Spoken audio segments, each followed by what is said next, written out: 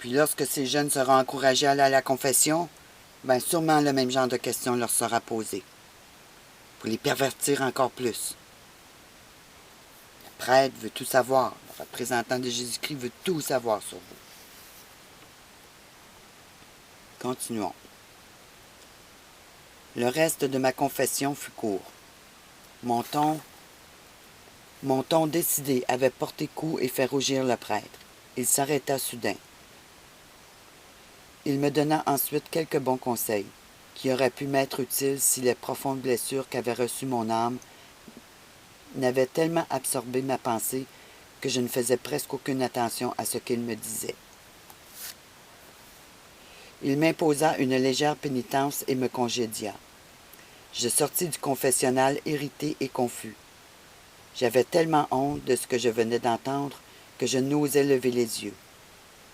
Je m'en allai dans un coin retiré de l'église pour faire ma pénitence, c'est-à-dire pour réciter les prières qu'il m'avait ordonnées.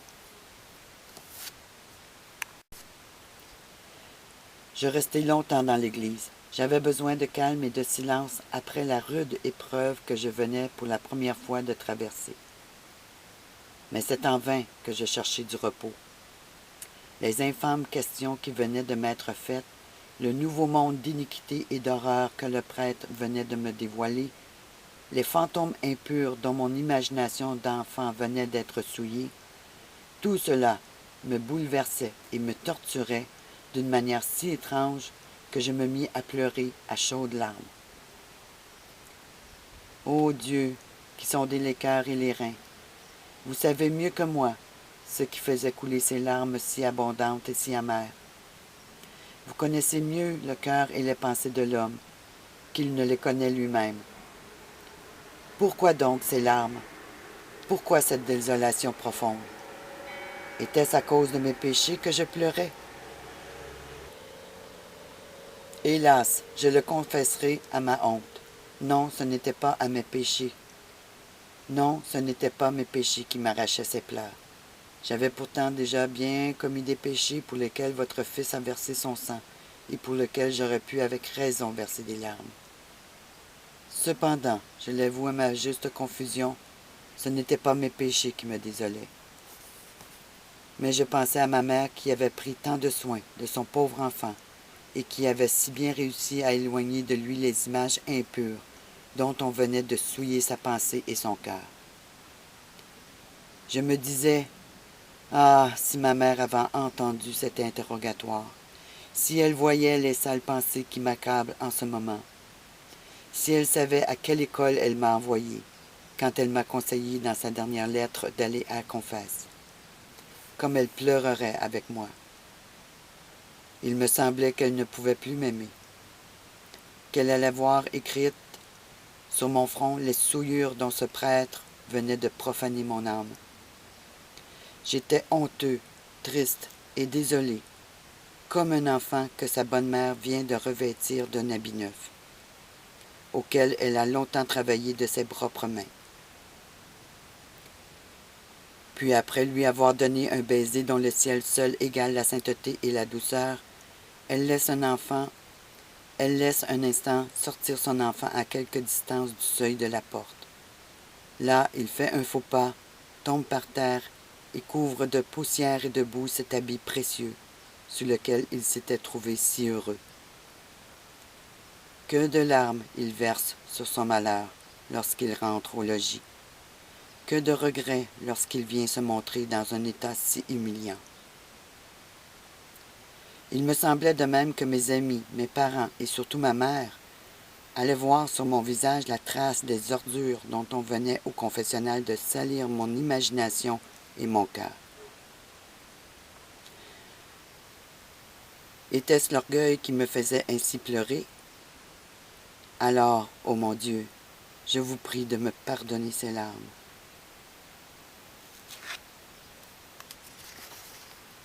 Mais n'était-ce pas plutôt un reste de ce sentiment de dignité dont vous avez laissé des traces dans les âmes créées à votre image, qui me faisait verser ces pleurs? Je me sentais profondément humilié à la pensée que cette confession qui devait me rapprocher de vous m'en avait éloigné. Je ne quittai l'église que lorsque les ténèbres de la nuit m'y forcèrent. J'arrivai chez mon oncle tout honteux, comme un enfant qui vient de commettre une mauvaise action et qui craint d'être découvert. Cet oncle, quoique catholique romain de nom, ainsi que la plupart des principaux du village de Saint-Thomas. Saint-Thomas, c'est une ville au Québec, au Canada. Ne croyait aucunement à l'Église de Rome. Il se moquait des prêtres, de leurs messes, de leur purgatoire et surtout de leur confession. Il ne cachait pas que dans sa jeunesse, il avait été scandalisé par les paroles et les actions d'un prêtre au confessionnal. Me voyant revenir de confesse, tout triste et confus, il me lança quelques plaisanteries et ne firent qu'augmenter mon trouble et ma peine. « Si tu n'es pas meilleur à l'avenir, me dit-il, tu seras toujours plus savant. Si ton confesseur t'a fait les belles questions que le mien me fit la première fois que j'allais à confesse. » Voyez-vous, c'est générationnel. Ce que Charles de Chénicky venait de vivre, eh bien, cet homme l'avait vécu aussi lorsqu'il était jeune. Mais ma tante, qui était très dévote romaine, me dit « Tu dois te sentir le cœur plus léger depuis que tu as dit tous tes péchés. » Je lui fis une réponse évasive, mais je ne pus lui cacher la confusion et la tristesse dont j'étais accablé. Je croyais être le seul à qui le prêtre eût fait ces dégoûtantes questions, mais quelle ne fut pas ma surprise lorsque le lendemain, j'appris par le discours de mes compagnons d'école qu'il n'ait pas été plus édifié que moi au saint tribunal de la pénitence. Seulement, au lieu de s'en affliger, la plupart en riaient entre eux.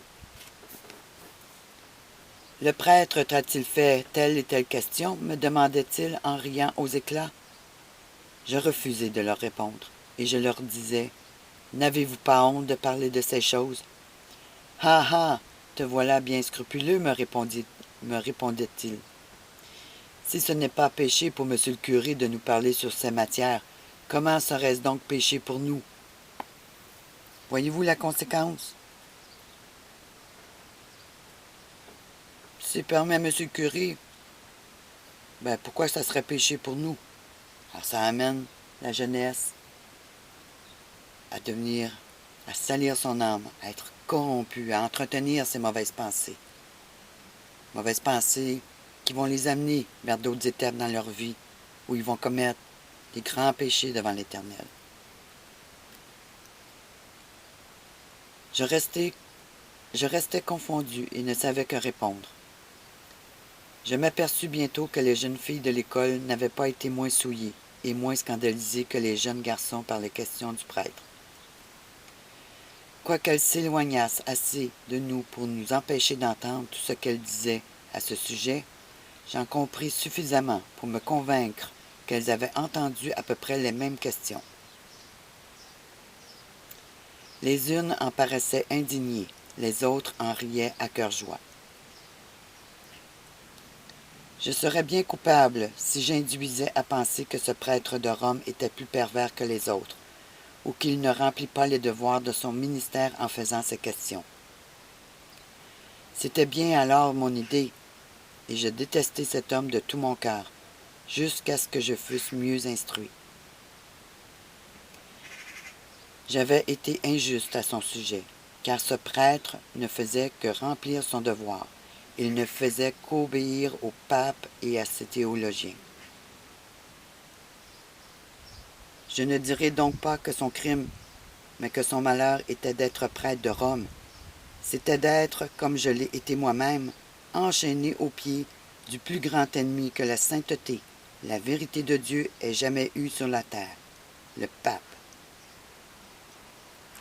Le malheur de M. Beaubien, comme celui de tous les prêtres de Rome, était de s'être obligé, par d'affreux serments, à croire qu'il n'avait pas le droit de penser par lui-même, de se conduire par les lumières de sa propre raison, de suivre en un mot la voie de sa conscience. Beaucoup de catholiques, souvent même des protestants, refusent de le croire. C'est pourtant la vérité. Le prêtre de Rome n'est qu'un automate, une machine qui n'agit, ne pense, ne parle en matière de morale et de foi que d'après l'Ips Dixit, l'ordre, la volonté du pape et de ses théologiens. Laissé à lui-même, M. Beaubien,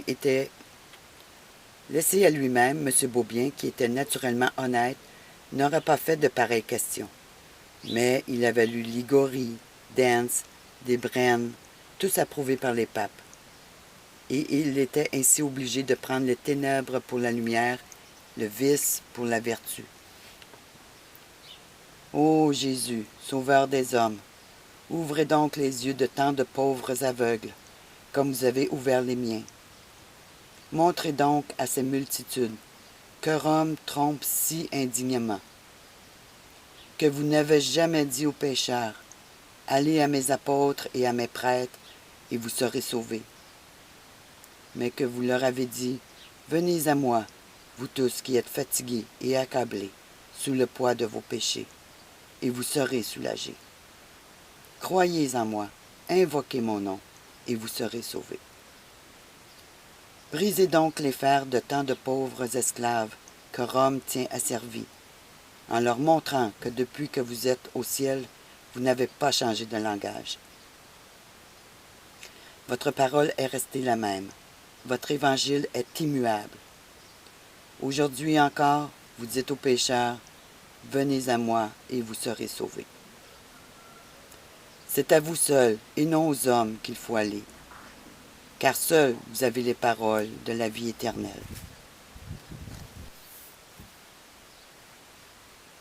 Certains poètes ont réussi à parler du démon et de l'enfer d'une manière presque séduisante. À force d'esprit et de sophisme, ils ont pu dire des choses qui plaisent et que l'on aime à lire sur ces graves sujets.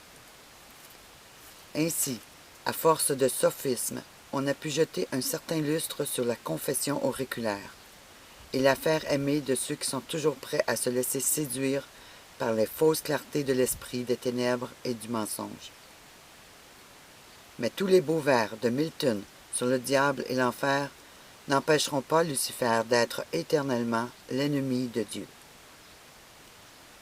Pareillement, tous les sophismes et toutes les séduisantes paroles de Rome au sujet de la confession auriculaire n'empêcheront point cette institution d'être pour les âmes un piège comme il n'en fut jamais. La confession auriculaire est une honte pour l'humanité, une insulte à Dieu. C'est un acte d'idolâtrie, un outrage public à la morale de l'Évangile, un révoltant attentat à la pudeur. C'est la prostitution au grand jour, et de la pire espèce, puisque, commençant par séduire l'âme et la pensée, elle les traîne dans la fange, sous les spécieux prétextes de glorifier Dieu et de sanctifier le monde.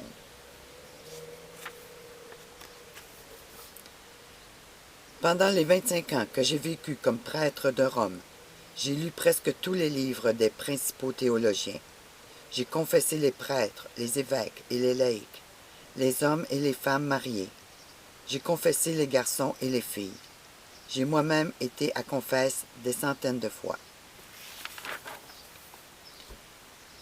J'ai conféré bien souvent avec des prêtres, savants et ignorants, et de tous les âges sur la confession auriculaire. Eh bien, éclairé de toutes les lumières que m'ont apporté ces années d'expérience et d'études, je ne crains pas de le dire en présence de mon Dieu et sur le bord du tombeau qui m'attend. Jamais l'Antiquité païenne, malgré l'horrible corruption de ses mœurs, n'a eu d'institution plus propre à corrompre le cœur et l'esprit que la confession auriculaire.